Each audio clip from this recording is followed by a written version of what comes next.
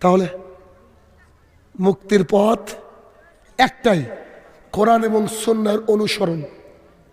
আমি যদি আমার ধর্মগ্রন্থ থেকে বলতাম আপনার আপত্তি থাকতেই পারত। আপনি আপনার ঢাক পিটাচ্ছেন, আমাদেরকে একটু সুযোগ দেন না। কারণ আলোচনা তো দীর্ঘ করা যাবে না, প্রচণ্ড ঠান্ডা।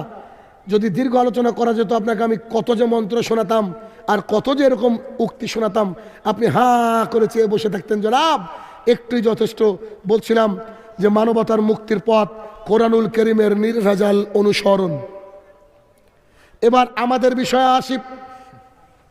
আল্লাহ সুবহানাহু ওয়া তাআলা কোরআনুল কারীমের মধ্যে বলছেন, যে আয়াতটা আমি শুরুতে বলেছি, ইয়া আইয়ুহাল্লাযীনা আমানু, হে ঈমানদারগণ, আতিউল্লাহ, আল্লাহকে মেনে নাও, আতিউর রাসূল, রাসূলকে মেনে নাও, ওয়ালা তুবতিলু আমালাকুম, আল্লাহকে এবং আল্লাহ রাসূলকে না মেনে তোমাদের আমলগুলোকে নষ্ট করো না।